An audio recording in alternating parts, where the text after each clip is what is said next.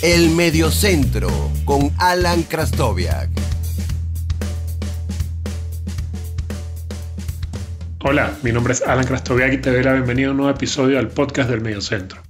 En este episodio voy a hablar de goleadores de los mundiales, pero no de todos los goleadores de los mundiales, sino de un grupo de goleadores, 7 en total, que a mí me gustó denominar el Club de los 6. ¿Por qué? Porque entre 1978 y 1998, es decir, en 6 ediciones de la Copa del Mundo, todos los goleadores de esas ediciones terminaron con el título de máximo artillero, anotando en 6 ocasiones cada uno de ellos.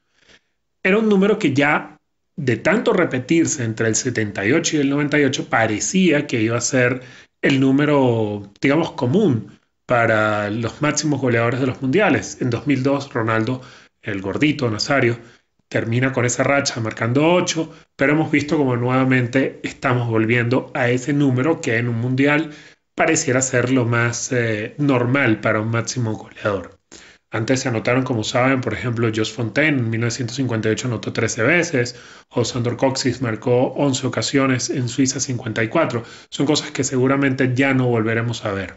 Pero quería repasar estos goleadores y estas 6 ediciones de los mundiales por esa particularidad que los une de, durante 6 ocasiones consecutivas, el máximo goleador haber anotado en 6 ocasiones. Sin más preámbulo, vamos allá, vamos a conocer estos 7 goleadores, porque en un mundial fueron 2, sus carreras y cómo llegaron esos goles en esas ediciones de los mundiales. Escuchas El Mediocentro con Alan Krastoviak. El primer futbolista del que les voy a hablar debe ser probablemente el mejor futbolista de esta lista, con el permiso de uno que está en la segunda parte de este episodio.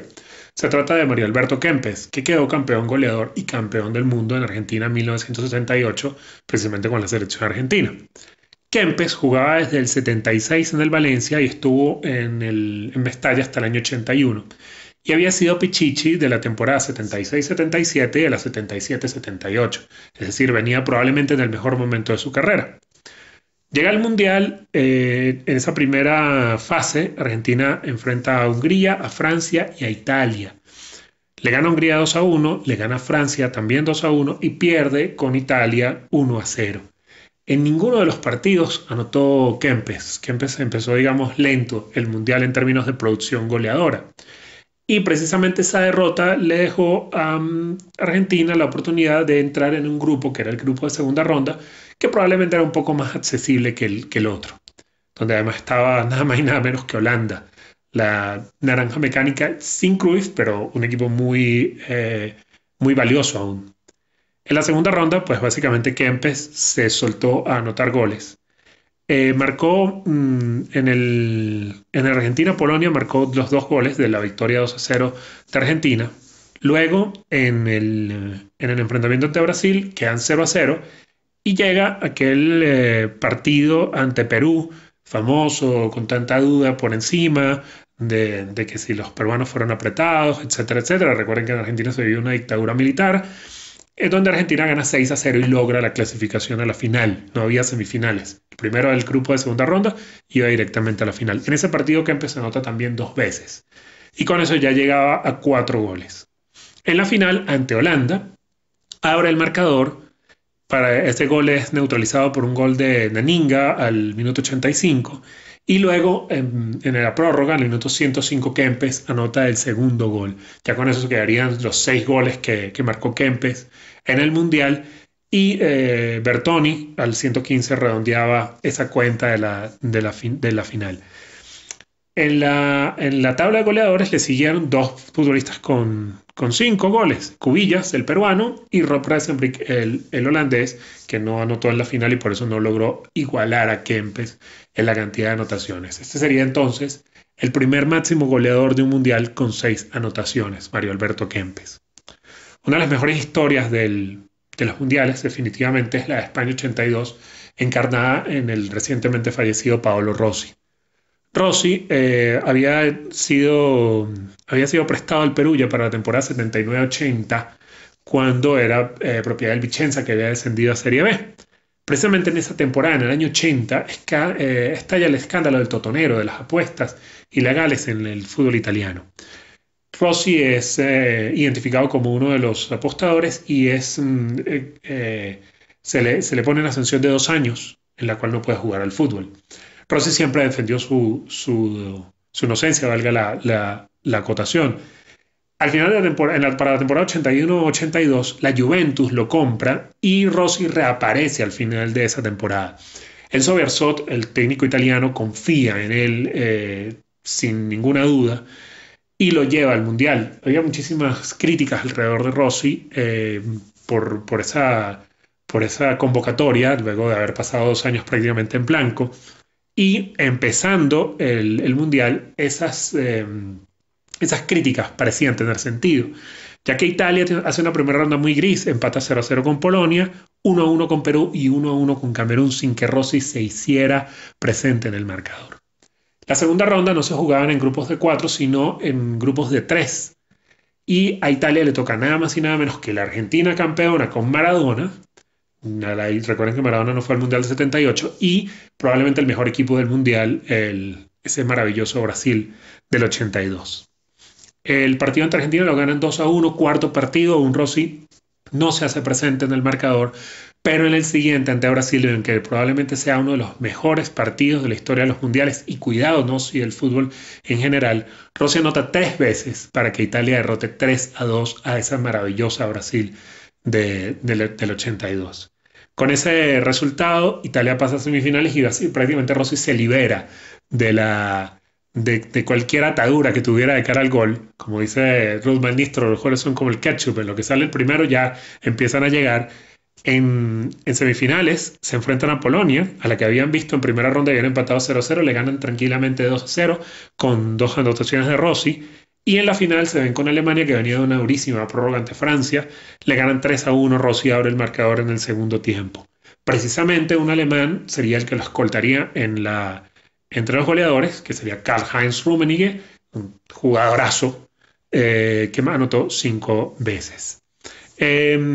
Rossi se quedaría en la Juve hasta el año 84-85, cuando ya prácticamente su carrera sí empieza a declinar, pero definitivamente esta historia del ave fénix debe ser una de las mejores de los mundiales. Y el tercer goleador del cual vamos a hablar en esta parte del episodio se trata de Gary Lineker, uno que seguramente a muchos les suena porque es un futbolista que, a pesar de ya estar retirado hace mucho tiempo, sigue estando muy activo y es muy activo en Twitter y trabaja como analista en la televisión británica.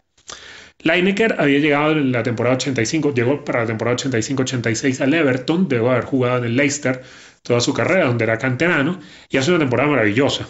Anota 38 goles, son segundos de liga detrás del Liverpool y pierden la final de la FA Cup también ante Liverpool.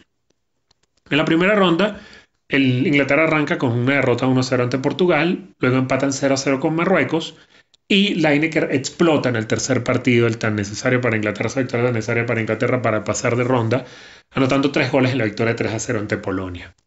En segunda ronda se encuentran a Paraguay, en octavos de final se encuentran a Paraguay.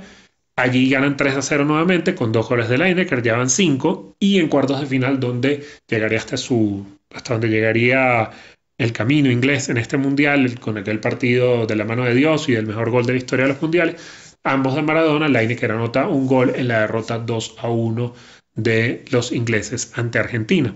Tras el mundial ficha por el Barcelona, donde estuvo del 86 al 89, y en este mundial lo escoltaron tanto Maradona como Careca como Butragueño, con 5 goles cada uno. Maradona y Careca, los recordados miembros del Napoli, Butragueño, el líder de esa quinta del buitre del Real Madrid, probablemente uno de los mejores jugadores españoles, de los que menos se habla en estos tiempos y a los que menos importancia se le da, pero era un delantero espléndido. Gary Lineker representa el primer gran goleador que, luego de un gran mundial o luego de quedar campeón goleador de este grupo, cambia de equipo, y que eso representa un gran fichaje en el verano del mundial. En la siguiente parte del episodio vamos entonces a repasar los goleadores del mundial del 90, que también es una historia maravillosa, 94 y 98. Escuchas El Mediocentro con Alan Krastoviak. Si la historia de Paolo Rossi resurgiendo como el ave fénix en el 82 era maravillosa, la de Salvatore Totò Schillaci en el 90 no se queda para nada atrás. Lamentablemente no es campeón, sino que Italia termina en el tercer puesto, lamentablemente para los intereses italianos. Pero Totò Schillaci no era para nada la figura, el posible goleador de Italia en este mundial que ellos organizaron. Schillaci había sido goleador de la Serie B en el 88-89, imagínense, con Messina, y de ahí pasa a la Juventus, donde juega el 89-90 y tiene una muy buena temporada, 15 goles. Eso le da la convocatoria al mundial. Luego de ahí jugaría en Juventus, en Inter, pero definitivamente no estaría al nivel entre un tema de lesiones y también probablemente un poco el verdadero nivel de Totò Schillaci, de Salvatore Totò Schillaci como futbolista. En las 2 temporadas siguientes apenas anotó 11 goles en total con la Juve. Pero bueno, yendo al mundial, la gran estrella italiana era Gianluca Vialli. Era el mejor futbolista italiano del momento, seguramente. Y fue quien inició como titular tanto el primer partido como el segundo, donde Schillaci entró desde la banca.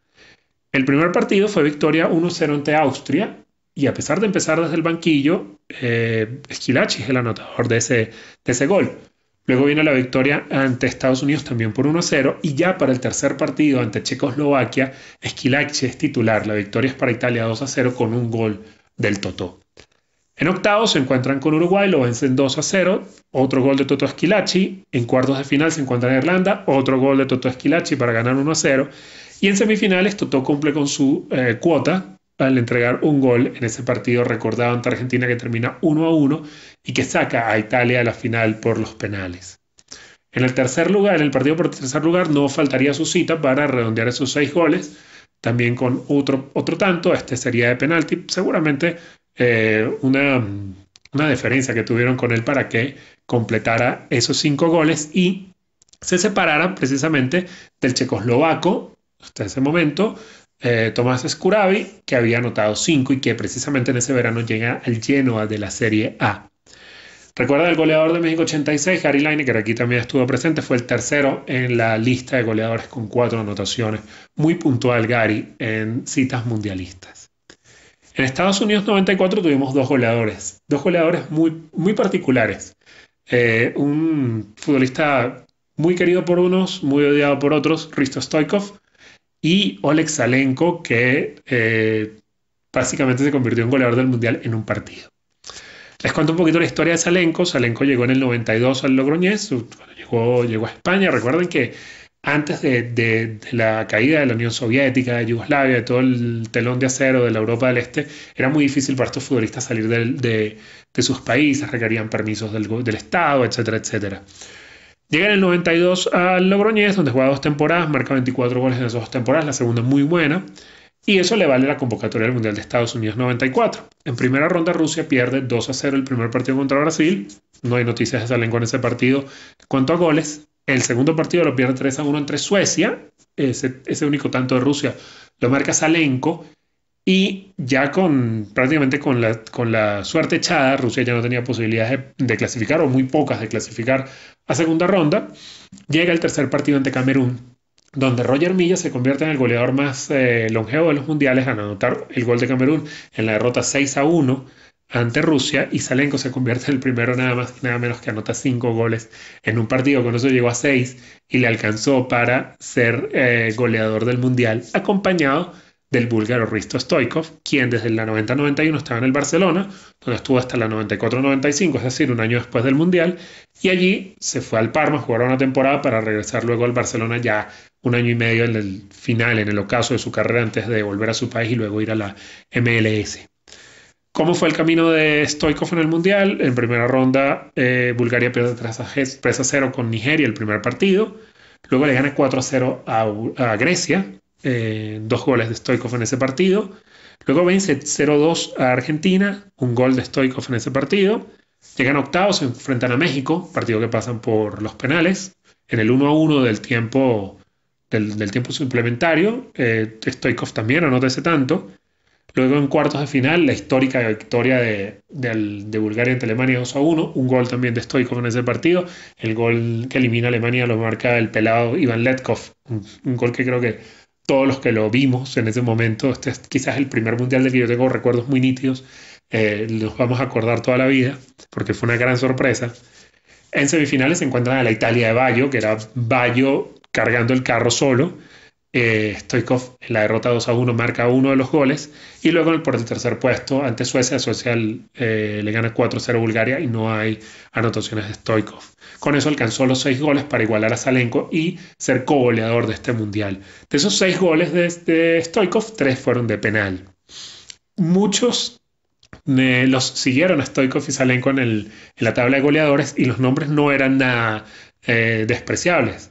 Con 5 goles estaba el sueco Kenneth Anderson, quizás el menos famoso de este grupo, pero los otros 3 eran nada más y nada menos que Romario, Roberto Baggio y Jürgen Klinsmann. Todos terminaron Estados Unidos 94 con 5 goles. Y para cerrar este club de los 6 está un futbolista con el cual yo tengo una debilidad personal, no solamente porque compartimos de alguna forma nacionalidad, sino porque era uno de mis futbolistas favoritos cuando era adolescente, que es Davor Suker. Suker ya jugaba en el Madrid cuando llegó al Mundial de Francia, estaba en el Madrid desde la 96-97, cuando llegó desde el Sevilla, y estuvo ahí hasta el verano del 99, es decir, un año después del Mundial, cuando se marchó a jugar un año al Arsenal, después iría al West Ham United, después iría a Alemania, ya prácticamente en el final de su carrera. ¿Cómo fue el camino de Suker en el Mundial de Francia 98? Primer partido, victoria de Croacia 3-1 ante Jamaica, un gol de Suker. Luego, victoria 1-0 ante Japón, otro gol de Suker. Derrota 1-0 ante Argentina. En octavos de final se encuentran con Rumania, 1-0, gol de Suker. En cuartos de final, otra histórica victoria de otro equipo emergente ante Alemania, 3-0. Un gol de Suker en ese 3-0. Ahí un golazo, creo que es Goran Vlahovic, que anota desde afuera del área uno de los mejores goles que yo recuerdo en ese partido. Luego se encuentran en semifinales con Francia, 2-1 pierden con también gol de Suker en uno de los partidos más extraños del mundo, en el cual un lateral en ese momento, todavía no jugaba central, Lilian Thuram marca un doblete, no vuelve a pasar más nunca en la semifinal de un mundial, y en el juego por el tercer lugar, Suker anota un gol en la victoria 2-1 ante Holanda para asegurar ese tercer lugar. Lo siguieron con 5 goles, nada más y nada menos que el Bobo Vieri y Gabriel Omar Batistuta, que había marcado 4 en Estados Unidos 94, también muy puntual el batigol en mundiales, excepción lamentablemente del Mundial del 2002. Bueno, esto fue todo en este episodio, espero que lo hayan disfrutado, que les haya gustado. Yo disfruté mucho haciendo un repaso de estos 6 mundiales y de estos 7 futbolistas que resultaron goleadores en el Mundial del 78, 82, 86, 90, 94 y 98. Recuerden que pueden encontrarme en Twitter como @Alan con _HA. El Instagram de este proyecto es @elmediocentro, y les voy a agradecer mucho si se suscriben en la plataforma en que estén escuchando y si comparten el episodio con sus amigos, si les gustó, obviamente. Será hasta una próxima oportunidad y muchas gracias.